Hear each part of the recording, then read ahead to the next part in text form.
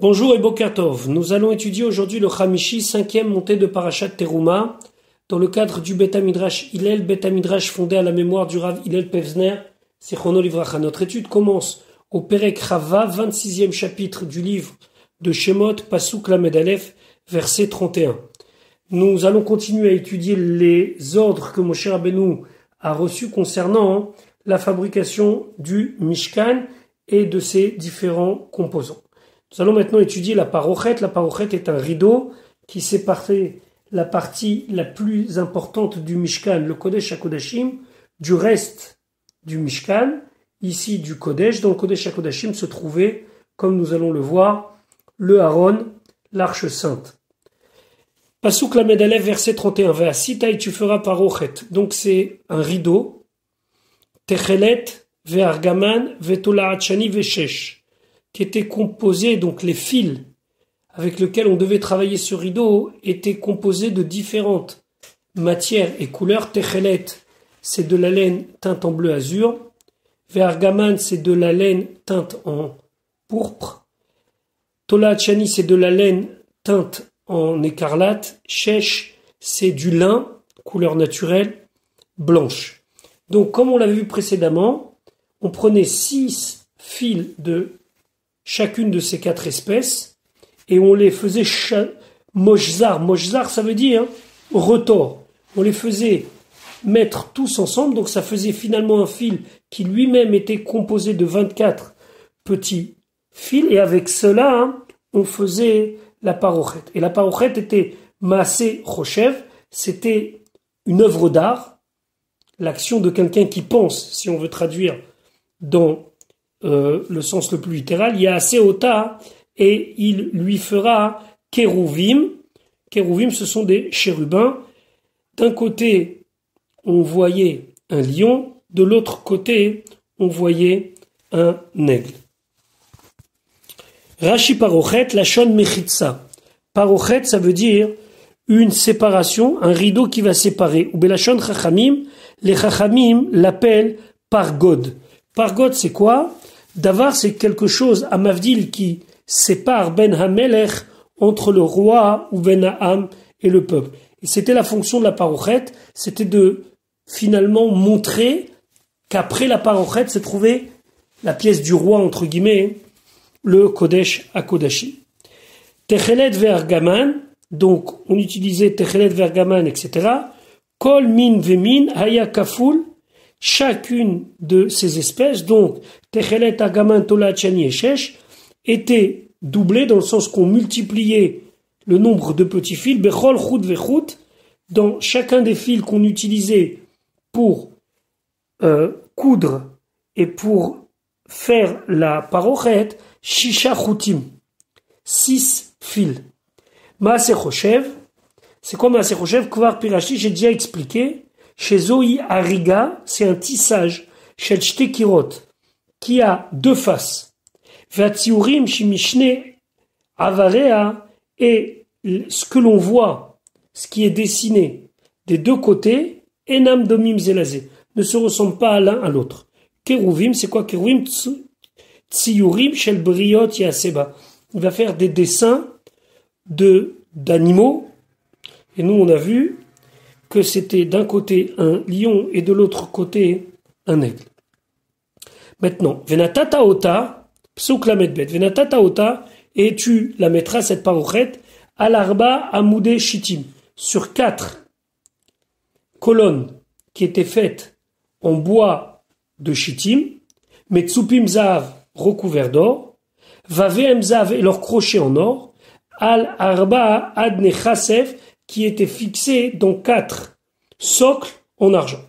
Donc, il y avait devant le Kodesh HaKodashim 4 poteaux. En haut de ces 4 poteaux, il y avait des crochets, donc comme des vaves, c'est-à-dire recourbés vers le haut. Et donc, la parochet, on la mettait, on la retournait sur une espèce de barre, comme nous on fait pour nos rideaux, et ceci était posé sur donc les 4 crochets, chaque crochet sur un hamoud, chaque crochet sur une colonne. Voyons cela dans Rashi. Arba amoudé, Arba amoudim, les 4 colonnes, Tkouim qui étaient fixés betor arba adanim dans 4 socles. Ve'on kiliot kvuim baem, mais il y avait des crochets. Akumim les mâles recourbés vers le haut. Le oshiv alehem kelunas, pour mettre sur eux une barre, chez roche à parochet karouchba, que le haut de la parochet est attaché à cette barre. Un petit peu comme le système de nos rideaux aujourd'hui. Va onkeliot, et les onkeliot, ces crochets, hem havavim, c'est ce que la Torah appelle des vavim. Pourquoi elle appelle ça des vavim? Sha'are kemin vavim, parce que ça ressemble à un vav, hem aswim, ils sont faits. Donc, lorsqu'on lit dans le pasouk vave hem zav, c'est ces crochets. Maintenant, il y a beaucoup de détails qu'on n'a pas dans le texte, dans la parochet, et Rashi va nous faire une analyse. Vea parochet, et la parochet, orka et seramot. Elle fait 10 amot de long. Les rorfo shel mishkan, et on la place dans la largeur du mishkan. Verorva, et maintenant, sa largeur, eser amot, fait 10 amot, kegovam shel krashim. Et la largeur, on la met dans la hauteur, des krashim. Donc, c'est 10 sur 10, 10 que l'on met dans la largeur du Mishkan, et 10 dans la hauteur des Hamoudim. Peroussa beshlish shel Mishkan. Elle était étendue dans la partie 1/3 du Mishkan. C'est-à-dire que le Mishkan, il y avait 1/3 et 2/3. 2/3 composaient le Kodesh et 1/3 le Kodesh HaKodashim.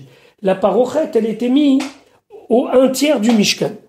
Shehi Hemena Velifni, qu'à partir de elle et à l'intérieur, Eser Amot, ça faisait 10 Amot. Vehemena Velachut, c'est à partir d'elle et à l'extérieur, Esrimama, ça faisait 20 Amot. Nimtsa, donc nous allons maintenant donc trouver Bet Kodesh HaKodashim Eser al Eser, que le Kodesh HaKodashim c'était 10 Amot sur 10 Amot. Chez Neymar, comme c'est marqué, Venatata et Aparochet, Tachat Kerasim, tu mettrais la parochet sous les Kerasim. Alors là, je vous demande de vous rappeler un des shurim précédents. Les Kerasim sont des crochets en or qui attachaient les Yeriot à Mishkan, les tentures du Mishkan. On se rappelle qu'on avait vu la fabrication des Yeriot à Mishkan, d'ailleurs avec les mêmes fils qu'on parle d'ici.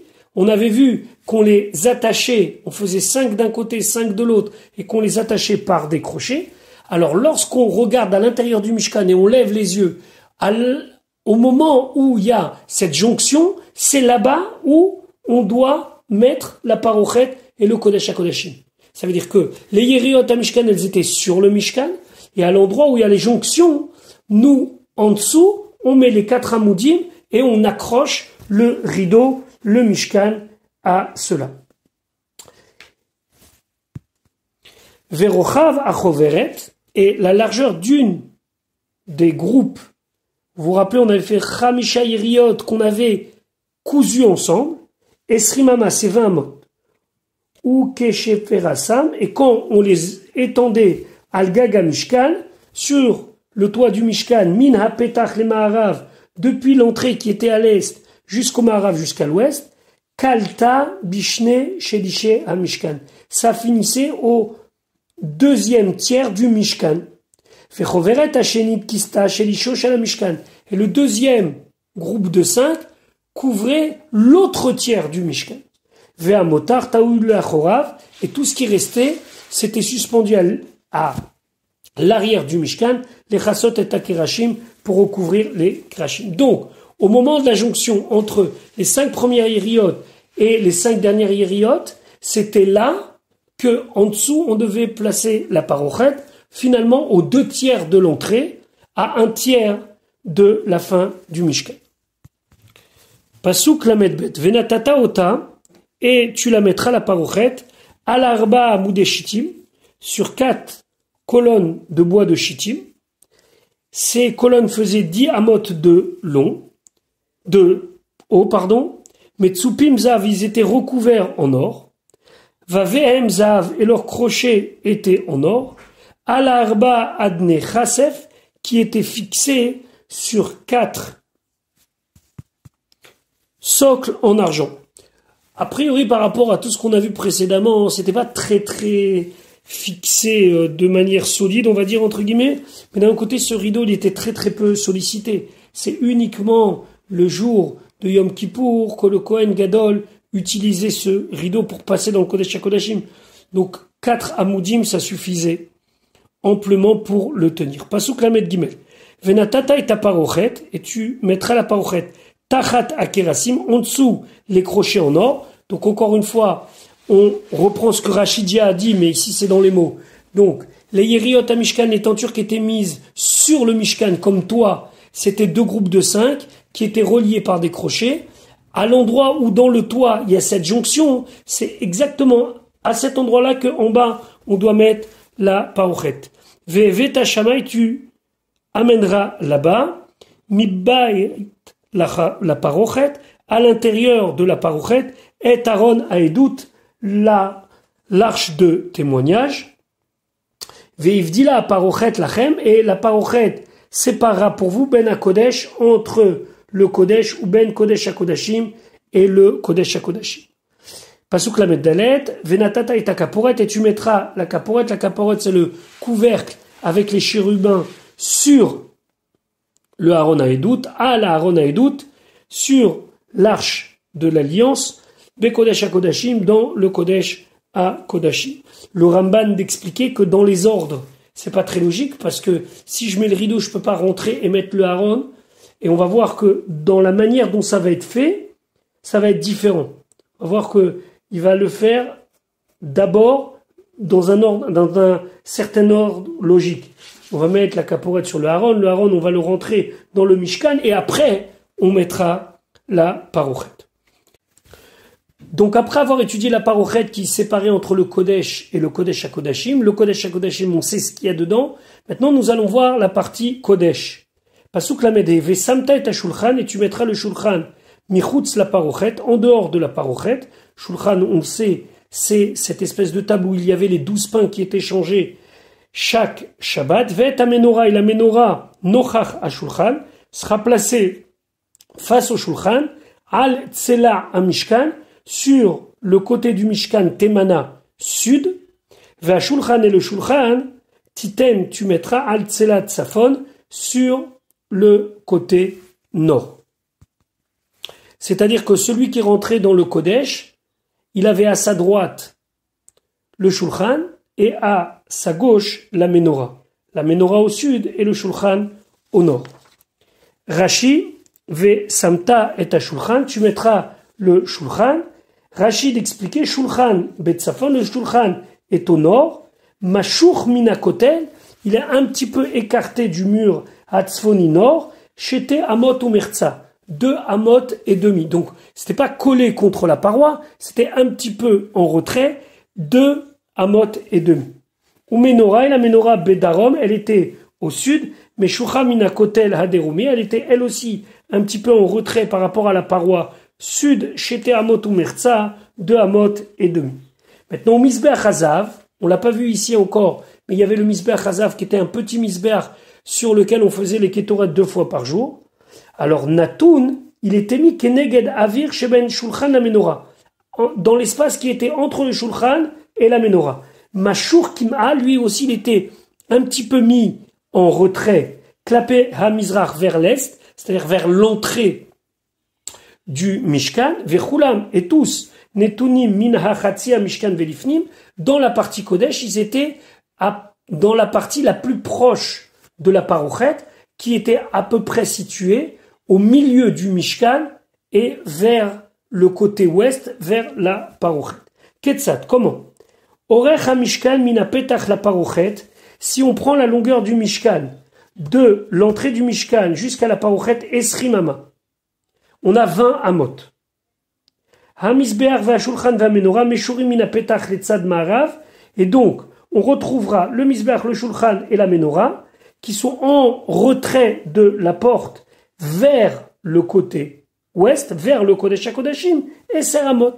Ils seront donc, si vous voulez, dans la partie la plus proche de la parochet, à 10 amot de l'entrée du Mishkan. Pasuk Lamed Vav. Ve'asita masach. Tu feras masach, donc un rideau, les petachawel, pour l'entrée du Ohel, de la tente d'assignation. Ça veut dire à l'est du Mishkan. Cette fois-ci, on parle du rideau, le premier rideau qu'on rencontrait lorsqu'on voulait rentrer dans le Mishkan. Un rideau qui était fait Trelet Vergaman Vetola Hachani Veshesh Moshzar, le même principe, avec ces fils qui étaient du bleu azur, du pourpre, de l'écarlate et du lin qui étaient ensemble. Donc ça veut dire 24 petites fils, 24 petites cordelettes pour faire un fil un petit peu épais. Maasé Rokem. Mais cette fois-ci, ce massar devait être cousu et pas tissé. Précédemment, on avait vu Maasé Choshev. Ici, c'est Maasé Rokem. C'est-à-dire qu'on prenait ces fils avec une aiguille et on faisait comme on allait coudre n'importe quel autre habit ou n'importe quel autre tissu. Alors que Maasé Choshev, c'est plus compliqué. C'est un tissage qui permet à ce que d'un côté on a une certaine forme et de l'autre côté on a une autre forme. Ici, ce n'est que Maasé Rokem. Rashi Vasita Massar, Vilon. Donc c'est un rideau chez Massar que ça vient séparer Keneged à Pétar à la porte, que mot comme c'est marqué Sarta Ba'ado. La Shon Magim, ça veut dire le protéger. Maasé Rokem. Donc ici, il était simplement cousu. Hatsurot Asuyotbo, les formes qu'on lui mettait, Maasé Machat. C'était cousu avec une aiguille. Kepartsouf shel Everze, Karpartsouf shel Everze. Et ce qu'on voyait d'un côté, on voyait de l'autre. Rokem, Shem Haouman, c'est l'artiste, Velo Shem Haoumanut. Et c'est pas l'art. Fetargumo, Ovad Tsayar, c'était quelqu'un qui était capable de coudre en faisant des formes. Velo Ovad Tsiour, qui voudrait dire l'action et pas l'artisan. Donc Maasé Rokem, faudrait traduire pour être très exact, c'est quelque chose qui a été fabriqué par un Rokem, par un artisan qui coud. Midat HaMassar, donc quelle était la mesure de ce massar? Keneged HaParochet, exactement comme la Parochet, sauf que lui il était à l'entrée est du Mishkan, Yudamot al Yudamot, 10 amot sur 10 amot. Pasuk la Medzain, va citer la massar et tu feras pour ce massar, pour ce rideau, un système pour le faire tenir. Chamisha Amoudé Shittim, cette fois-ci 5 colonnes faites avec du bois de Shittim. Vetsipita Otam Zav, tu vas les recouvrir avec de l'or. Va VM Zav, les crochets aussi en haut, Zahav avec de l'or. Veyatsak Talaem, et tu vas leur faire fondre, leur fabriquer Chamisha Adne Nechoshet, 5 socles de Nechoshet, cette fois-ci, de cuivre. Et ce rideau, il était mis lui aussi sur une espèce de barre comme nous nos rideaux, il était placé sur les 5 crochets qui se trouvaient en haut de ces 5 amoudim, de ces 5 colonnes. Alors il y a une différence entre la parochet,